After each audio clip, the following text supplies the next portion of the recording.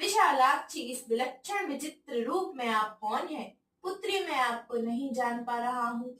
मुझे यथावत अपना वृत्तांत बताइए।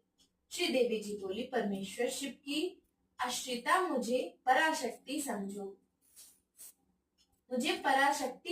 मैं सारी सृष्टि का संचालन करती हूँ तथा शाश्वत ज्ञान और ऐश्वर्य की मूर्ति हूँ। मैं ही ब्रह्मा, विष्णु और महेश आदि की जन्मदात्री हूँ और सृष्टि, स्थिति, विनाश का विधान करने वाली मुक्तिदायिनी जगदम्बिका भी हूँ।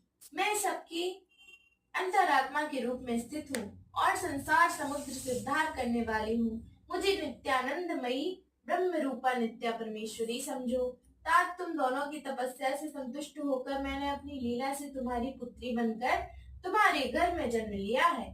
तुम बहुत भाग्यशाली हो। हिमालय बोले, माता, आपने नित्या होकर भी कृपा पूर्वक मेरे घर में पुत्री रूप से जन्म लिया है।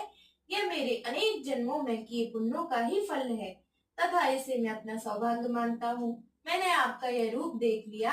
अब आप परात पर भगवती का दिव्य शिवप्रिया रूप मुझे कृपा पूर्वक शीघ्र ही दिखाएं।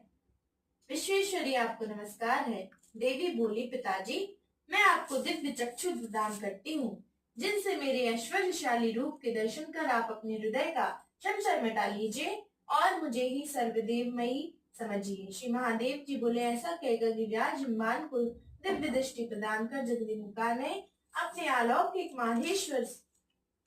माहेश्वर स्वरूप के दर्शन कराए।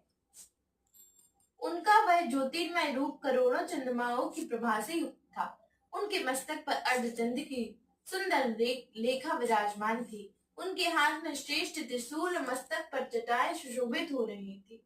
हजारों कालाग्नि की आभा के समान उनका रूप भयानक और उग्र था।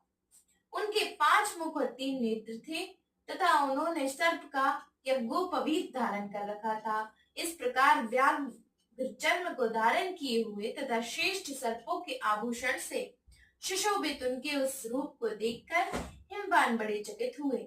तब उनकी मां मैना ने कहा कि मुझे अपना दूसरा रूप दिखाइए। तब जगदम्बिका ने अपने उस माहेश्वर रूप को तिरोहित करके तत्क्षण ही दूसरा रूप प्रकट किया। मुनि श्रेष्ठ, उन सनातनी विश्व रूपा जगदम्बिका की आभा शरत काल के चंद्रमा के समान थी। सुंदर मुकुट से उनका मस्तक प्रकाशमान था। वे हाथों में शंख, चक्र, गदा एवं पद्म धारण किए हुए थे।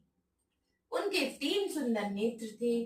उन्होंने दिव्य वस्त्र, माला और गंधा लेप धारण कर रखा था। वे